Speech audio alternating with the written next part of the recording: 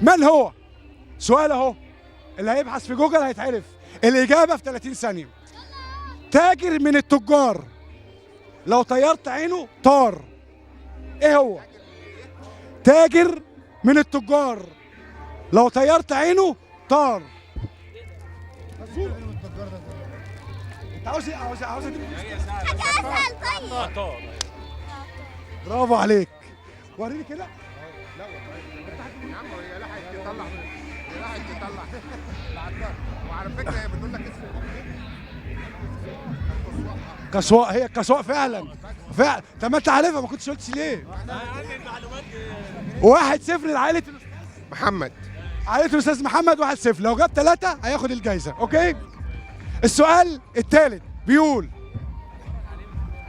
يحد مصر من الشمال البحر المتوسط ومن الغرب ليبيا، فما هي الدولة التي تحد جمهورية مصر العربية من الشمال الشرقي؟ افريقيا.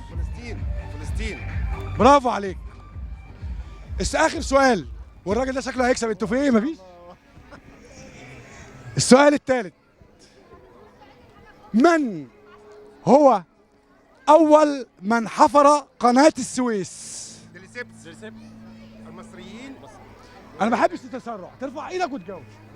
أول من حفر قناة السويس. استنى، في العهد الفرعوني ولا أول من حفر. لا استنى بس عشان تعال تعال. في العهد الفرعوني ولا الحديث؟ أول من حفرها. العهد الفرعوني كان سيزوستريس. زيستوريس. برافو عليك، سيزوستريس. برافو عليك. الأستاذ اسمك إيه؟ احمد تامر المفتي.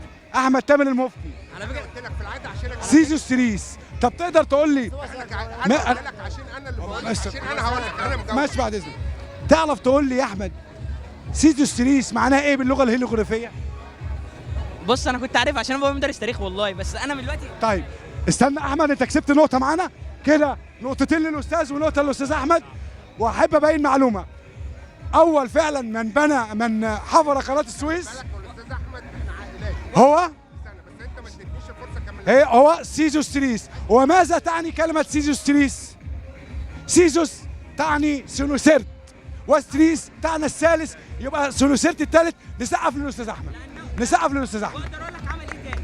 طيب السؤال اللي بعده، السؤال اللي بعده: من هو أول من أنشأ المدارس الصناعية في مصر؟ ارفع ايدك الأول، ارفع وأنا أقول لك. محمد علي. برافو عليك، نقطة نسقف له بقى عشان الراجل ده برافو. طيب هو محمد علي باشا، هو أول من قام بإنشاء القناطر الخيرية وشق الترع في مصر وإنشاء المدارس الصناعية، وهو العامل الرئيسي والأول في نهضة الدولة المصرية الحديثة. هو محمد علي باشا. تقدر تقول لي محمد علي باشا أصله كان إيه؟ تركي. انا مش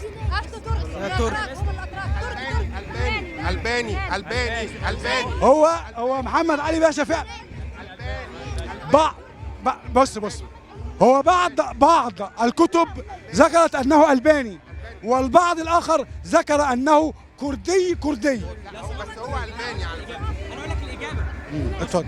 محمد علي باشا كان شغال مع، هو اصل والده الباني، ولكن هو ولد في تركيا وعاش في تركيا وبعد كده جه لمصر. انا متاكد من اجابتي جدا. يعني انت بترجح الجواب الثاني اللي هو كان كردي تركي. كردي تركي، ايوه. هو كان كردي ايوه تركي. صح. هو الباني الاصل. هو هو اللي انشا. بعض المصادر. هو اللي انشا سلاح المدفعيه وكان بيتسمى الطبيه. طيب السؤال اللي بعد كده